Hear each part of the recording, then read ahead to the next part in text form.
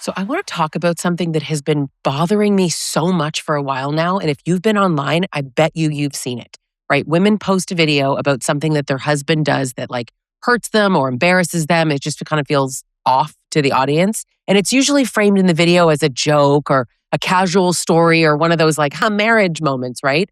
But instead of the response being, hey, that should not be happening to you, the response is increasingly, then leave. Or worse, if you're not going to divorce him, then shut up. I don't want to hear it. And there's something about that reaction that should actually make you really angry, even if part of you does kind of understand the frustration behind it, because I do get that part. But buried in the response is this old rule, but we just call it feminism now, right? It actually says that your pain only counts if you've already escaped, if you've made the right decision. It says that you are only allowed to speak after you've solved your problem perfectly. So if you're confused in your relationship or you're not aware yet that the person is not just toxic but abusive or not quite aware that they're hurting you, apparently you should just shut up about it. And whether people realize it or not, that rule has literally always kept women silent. We're supposed to be quiet, right? And let me tell you something, abuse, it thrives in silence. So if you know me,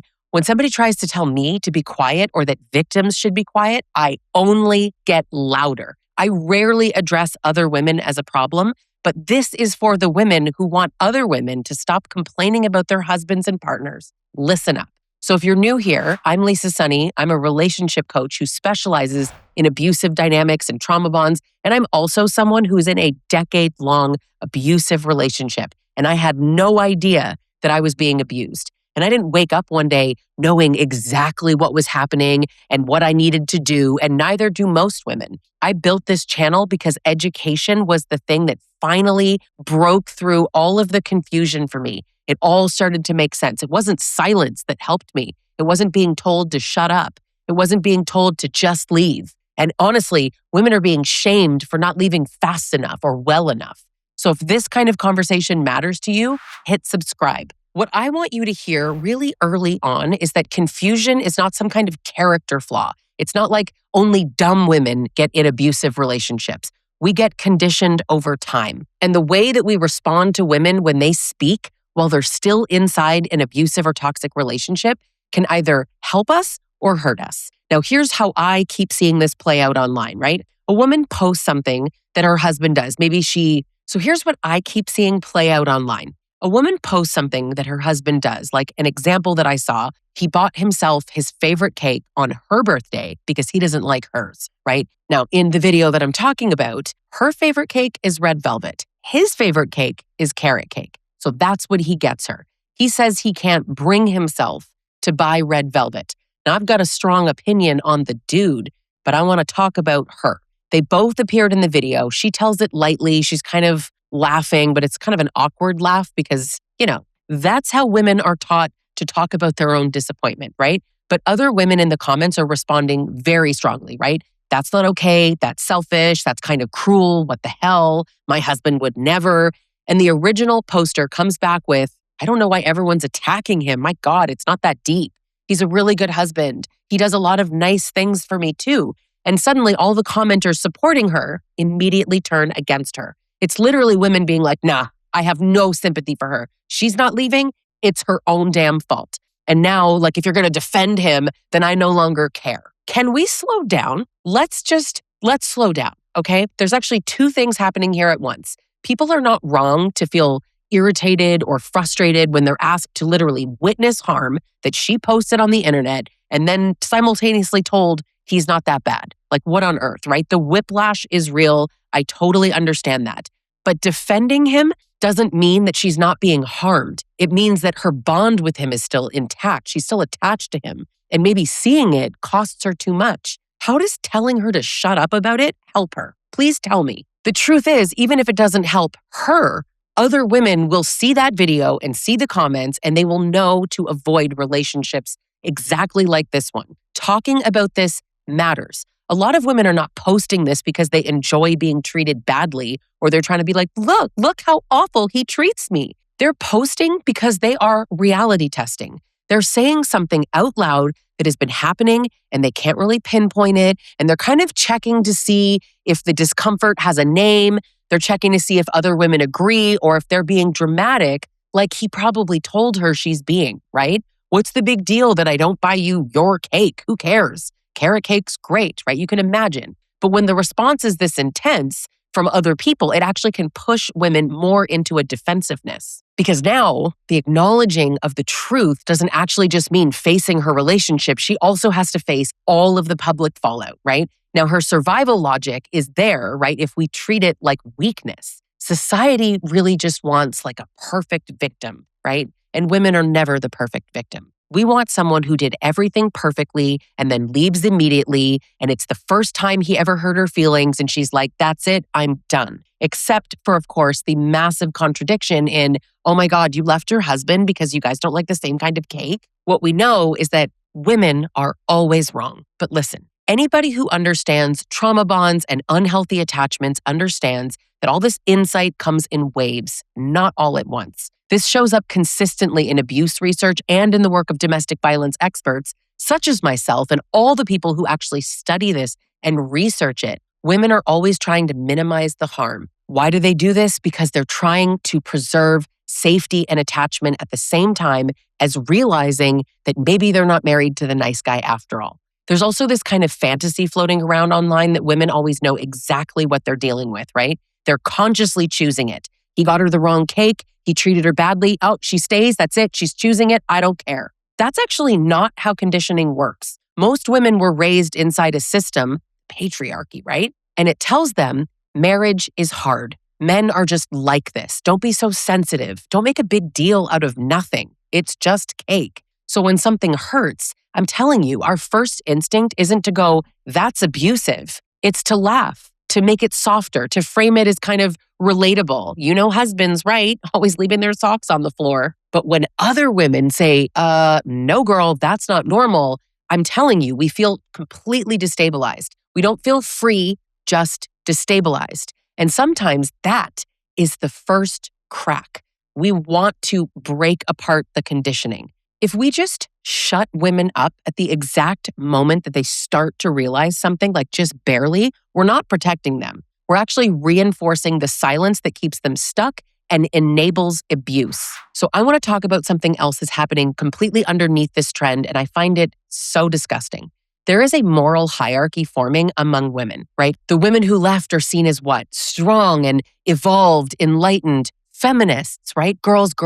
But the women who stay, they're embarrassing, they're complicit, they're annoying, right? They deserve it. And I get the impulse behind it. I really do. I want you to know that. Like, distance from who you used to be can feel like safety, that feeling that you see with a lot of people who victim shame of like, this could never happen to me because I would never tolerate that. You tolerate that. We're not the same, right? You want to sort of create that distance, like it could never happen to you because it makes you feel safer. It makes you feel like you're in more control than you actually are. But let me tell you something about this hierarchy. It mirrors the exact same logic that the patriarchy has always used. If you tolerate it, you deserve it. If you don't act fast enough, then you don't have the right to complain. That is punishment. Why are we punishing women for being victims of the patriarchy? That doesn't dismantle anything. It creates new rules about which women deserve empathy and which ones don't. Why the hell are we trying to punish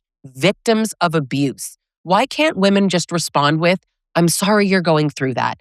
That sounds really mean. You must be really hurt. Literally just validate what she's saying, which is probably why she made the video in the first place. What kind of person, what kind of woman shames other people? Straight up, you're not a feminist if you're doing that. You are not a girl's girl. You are a woman who is literally upholding the patriarchy and harming women, and you're enabling abuse, and it's gross. You're not calling yourself a feminist if that's how you talk to other women. It's nasty. Now, this is where I want you to pause and I want you to ask yourself something. And you can tell me in the comments if this resonates. How many things did you talk about out loud before you were actually ready to leave him, before you were ready to do something? How many moments do you think that you minimized or joked about or just brushed off before everything started to actually click for you? Because most women don't just leave because of one moment. They leave because the story stops making sense. All the crap that he keeps telling you starts to just fall apart. And often that shift is going to happen through conversations,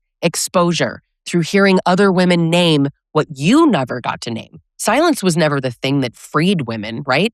That helps the abusive men. Speaking helps, even messy speaking, maybe even especially messy speaking. I remember I was once watching this lifestyle creator and I really like her, right? I like her content, but she said she could never imagine speaking negatively online about her husband, and she just couldn't understand why women would do that. And honestly, if you see her content, you would understand the girl has a fabulous husband, and I completely get that it's so far out of her realm that she could never understand. So here's me, the loud one. As I said, I left a comment. I wanted to offer her another perspective, right? Not to attack her. I just wanted to kind of widen her perspective a bit. She said she didn't understand, so let me try, right? I hoped that she would consider it. I said a lot of women don't actually realize what they're describing is a problem. They think it's normal. And a lot of women think that all husbands are like this. And so many men are telling you that constantly, right? Men are like this. Men aren't like that. They always this. They never that. And women believe this, right? They talk to him directly. Nothing changes. Or they tried to talk to him directly and he gaslights her and he says it's a joke and it's no big deal. Or the people around them minimize it, so they end up just shouting into the abyss, right? They're talking right into the void online because at least someone is listening. At least they're getting comments. The videos are their way of reality testing. And when the response is, just leave, it's shocking. It is shocking. It's not motivating, shocking, because it ignores the reality that leaving is not just some emotional decision. It's easier to see this as an issue of cake flavor or whatever, whatever metaphor we want to use, whatever you are picturing in your mind when this may have happened to you. We don't want to see that it's just cruelty. It's financial, it's logistical, it's social. Sometimes it's dangerous. And assuming women have equal access to resources and knowledge, it is a privilege. We're just going to pretend that it's advice. Leaving your cruel or abusive or manipulative husband is a privilege that not every woman has.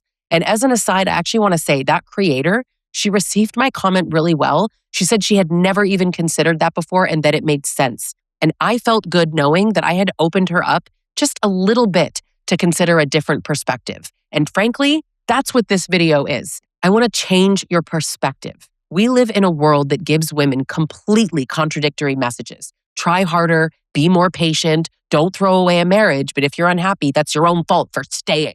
Be forgiving, but don't be stupid. Leave if he's not enough, but don't be dramatic. These messages are not random, right? They're all designed by the patriarchy. So if you're a woman and you're saying these things, thanks for upholding the patriarchy. They keep women stuck. All these phrases keep women doubting themselves, and we're policing our own feelings. We're policing our own actions. So if somebody says, well, if you're not going to leave, shut up. What they're really saying is manage your own suffering quietly. Don't disrupt my life with your suffering. That has never been a feminist position. That is just comfort for you, dressed up as empowerment for women. And I don't know, I see right through women like that.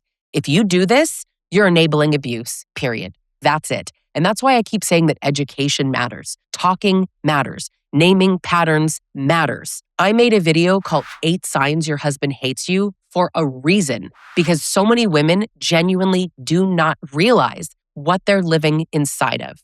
They do not know that indifference, contempt, and chronic disregard are forms of abuse. They don't know that a man can stay married to you and still resent the hell out of you. That video wasn't about telling women to leave on the spot. It was about giving language to things that already have hurt, because clarity and insight come before action, not after. Clarity doesn't happen in the dark, and it's definitely not happening in the silence that these women want other women to go live in. I healed loudly, personally, because I knew that it would help other people. And not everyone can, not everyone wants to, but I sure did. And I'm not embarrassed to say that I was abused for a decade. He should be. He's not smart enough to be, but he should be. And listen, I'm not saying that we should clap for bad behavior or normalize it or pretend it's cute. No, we should not be doing that. We should name it. Absolutely. We should say that's mean, but we need to stop romanticizing male indifference. We should stop calling it funny. But taking away women's voices because they're not ready to act yet,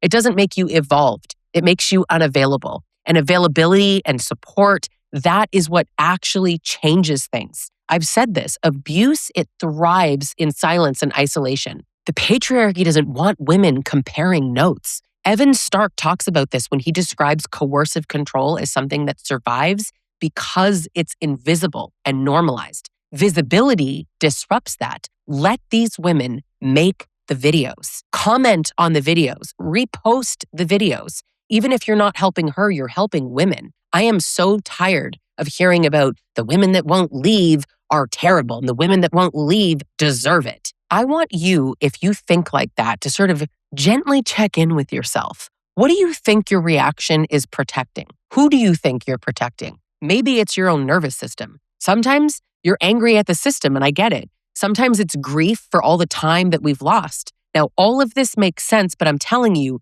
turning that exhaustion on women who are still finding their footing, that's not going to help them. It's not going to help you either.